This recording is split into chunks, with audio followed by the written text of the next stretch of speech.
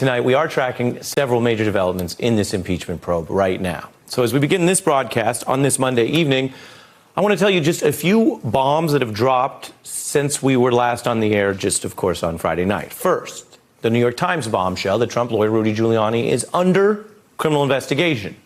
Second, President Trump taking in that potentially grave development and doubling down by embracing Giuliani at a lunch meeting this weekend.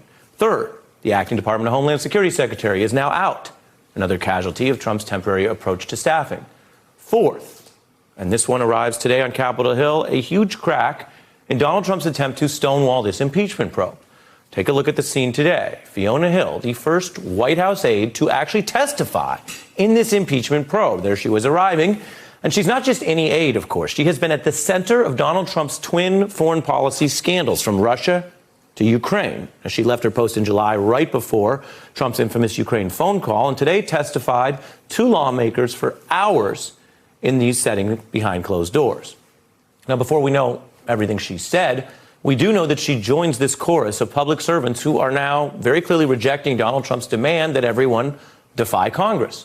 Faced with a subpoena from the Democratic impeachment investigators, she has complied and reportedly detailed how Giuliani, again, now under criminal investigation, was part of a plot to run a, quote, shadow diplomacy, which, among other things, was trying to kneecap Trump's rivals.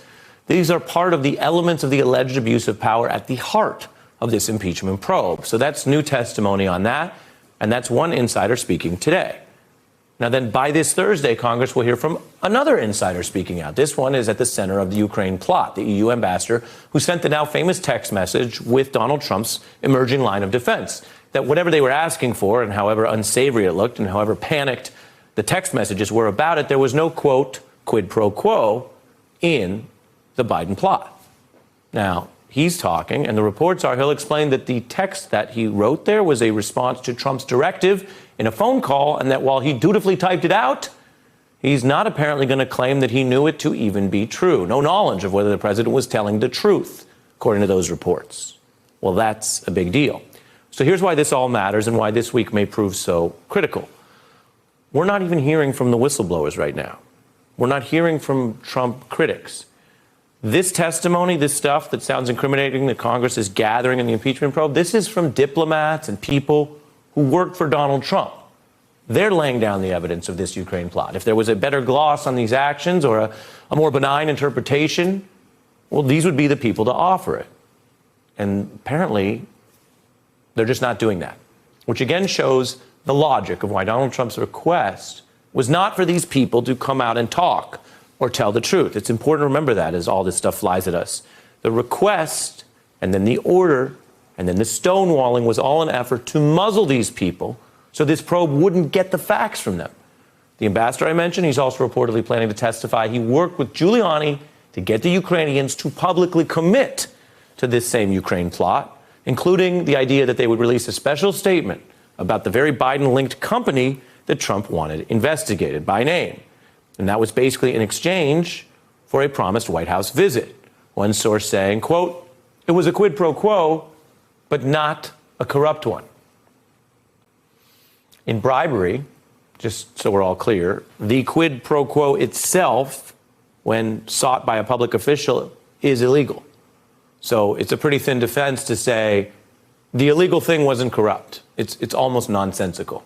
Now, for his part, the president, who has been trying to stop witnesses and prevent the impeachment, has been again claiming that he also somehow actually enjoys the process. Indeed, he finds it, quote, energizing.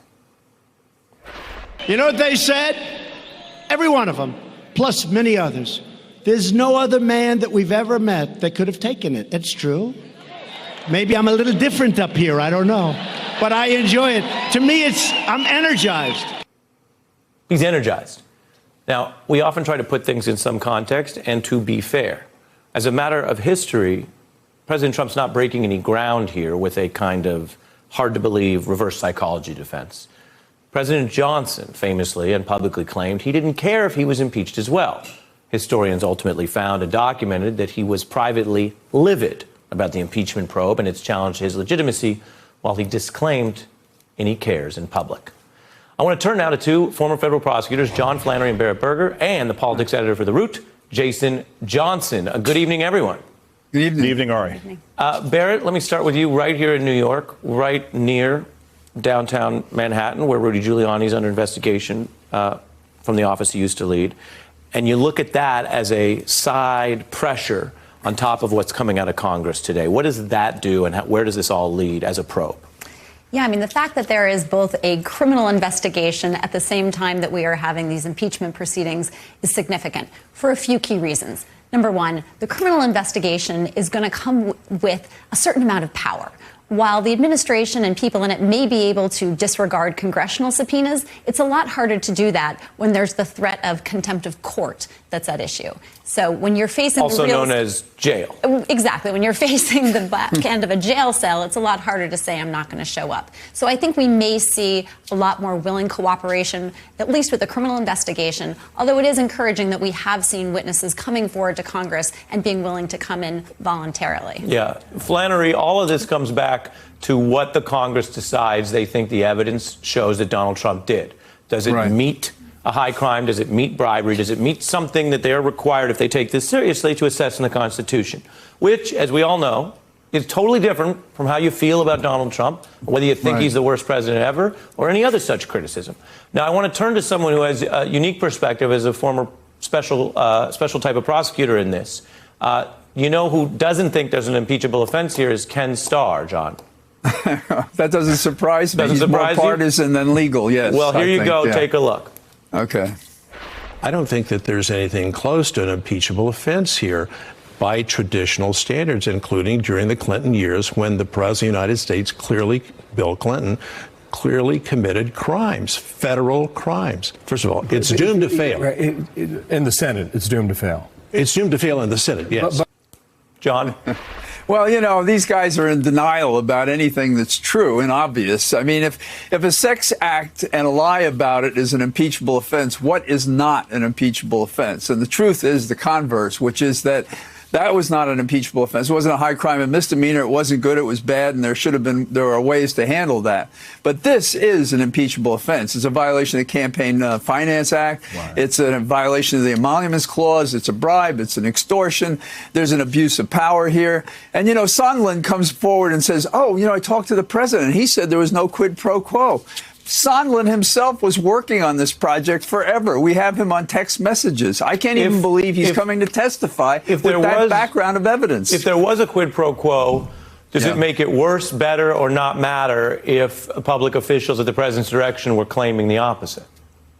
Well, people, when cornered, claim innocence and that they didn't do it. Right. But we have his actual words during the event and text messages and other people he's spoken to, including Bolton, by the way, when in early July, he proposed that this was something they should do. And Bolton, after the meeting, went crazy. And that's before the July 18th holdback of the funds to Ukraine. So I can't even believe he's coming to testify. If I was his criminal defense lawyer, I'd suggest that he take a powder under the fifth. But that's politicians don't do that. And the arrogance of these guys is astonishing, because I think they believe Barr's never going to prosecute me. And this guy Trump, who you know, is enjoying being impeached, so he says. Although energized. Yeah, he's energized. Like a Red Bull. Yeah, he's a sick dude is what he really is. Yeah, maybe he had too much Red Bull. He's going to pardon them all. That's what they believe. And everybody should know by now, this guy has loyalty to only one person. Ask Rudy Giuliani. Last Friday, he throws him under the bus, and over the weekend, he sidles up to him again, saying he's a good lawyer. Let me, as I bring Jason, let me get in 2 points of order. You know, I'm not stipulating whether or not the president, as you put it, is a quote-unquote sick dude. Although I am fact-checking that under the 25th Amendment, perhaps. Yes. But I am fact-checking that he has contradicted himself numerous times on matters both large and small in this issue. But number two, Jason, when you look at this writ large, it's easy to lose track of the fact that the White House set out a strategy here, and it was to deny evidentiary oxygen to Congress. If the people don't comply, if the witnesses don't show up, if they don't turn anything over, then won't Congress look potentially to some people like they're reaching to rush to a conclusion in something that is, although it's not a traditional trial, is supposed to deal with evidence and facts. And I would note for your analysis, Jason, that is failing before our eyes. The people are speaking. former officials who have a little more leeway, but also current officials. And for your review, Jason, your thoughts on what I'm about to show, which is the Pentagon also rejecting Donald Trump's stonewalling strategy. New sound. Take a look.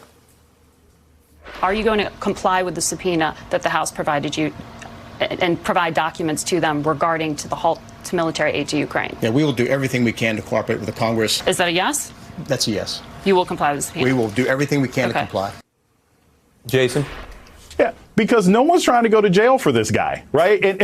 And regardless of what the loyalists to Donald Trump may say, we have to recognize this in the grander scheme of things. Number one, we have the political and the impeachment element, which is all of this was done in order for him to have a material impact on the 2020 election. So that's where the impeachment comes in. But the rest of this, the sort of stonewalling of Congress and the hiding of information, every single person involved, these are career civil servants, are thinking to themselves, I don't want to face jail time. I don't want to face criminal charges. You've seen Cohen go to jail. You've seen Manafort go to jail. And those are people who had millions of dollars of lawyers and experts working on their behalf. These regular civil servants are not trying to take that kind of heat. And so the president is realizing now the limits of his influence. It's not just that he hasn't shown himself to be a loyal patron to anyone who works for him, but he realizes that his corruption has trickled so far down that regular people who go to work every single day and come home to Chevy Chase and other parts of D.C. are like, look, I need to have a life beyond this administration, and I'm not going to carry water for this level of corruption.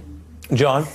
Well, I was thinking while he was saying that it's not just a deterrent that they're afraid to go to jail. We have people with real ethical character. Yovanovitch, we have witnesses talking about what is wrong here.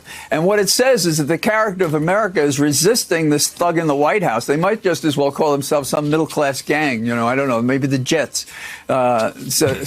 These guys are just bad at the core. And what's happening is we're shedding the best people who are coming out and starting to talk. We're beginning to have a critical mass of witnesses against these crimes. And unlike what the special counsel had to do, the treks are still recent. The biggest problem with that investigation was so much time has passed. This is now, and it's very hard for people to cover up what's going on because we can get them now with people who are prepared to talk about it. You said maybe the Jets? Is that what you said? Yeah, I think I said that. Because when you're a Jet, you're a Jet all the way, John. Right. Yes, I know that. And they're Jets all the way. I couldn't call them the Genovese crime family, though it's closer to that than the Jets or street gang. All this crime family talk, you're gonna pull a promotion out of me, which is that Francis Ford Coppola is on the beat later tonight. So is he? We'll get to those metaphors. But Jason, walk us through the congressional part of this. There's the legal part, there's the lawyers, there's a testimony. The congressional part appears to be that this Intelligence Committee backed finally with the full force of the Speaker, which was a change, right? We're looking at what is the difference between Speaker Pelosi saying what she said. She's a big critic of Donald Trump. She does believe, she said, that he had violated the oath, but she wasn't ready to go to impeachment. And now, last few weeks, the combination of whistleblowers and her putting the full force of her power as Speaker, boy, it does look like night and day, doesn't it, Jason? It does. And this is what, Ari, I have critiqued Nancy Pelosi for a long time. That on this part program, of the reason that it took this long was because she had pretty much thrown water on the whole thing and said, I'm not ready for this. But now, because of the president's own behavior, he's done something that is so bad and so obvious that many members of Congress are like, OK, that's fine. I can vote for this. So here's what we're going to see over the next couple of weeks. You're going to have these committee testimonies, sometimes behind closed doors, sometimes in public. And each of these committees is going to basically put through their own articles of impeachment. They'll get together in a room and decide which ones are going to be voted on by the House as a whole. I think what's critical about this is that this is also something regular people can understand. This testimony by Sondland is going to happen on Thursday. The president told me to say that there was no quid pro quo. One, this is very similar to when the president dictated what happened in the Trump Tower meeting, but also who believes it when you say it's not a quid pro quo? Did he put a smiley emoji and JK at the end? Everybody knows it was a quid pro quo. So these are the kinds of things that members of Congress, even those who are nervous, have gone home for their holiday recess and said, hey, you know what, this is still working with the American people. Well, you're also illustrating, Jason, a very important point, which all of our panelists may know, which is under the Hobbs Act, if you make a direct attempt to have an official bribed, there's no backsies. Exactly. Hey, I'm Ari Melber from MSNBC. You can see more of our videos right here, or better yet, subscribe to our YouTube channel below. You could have been anywhere in the world, but you're here with us, and we appreciate that.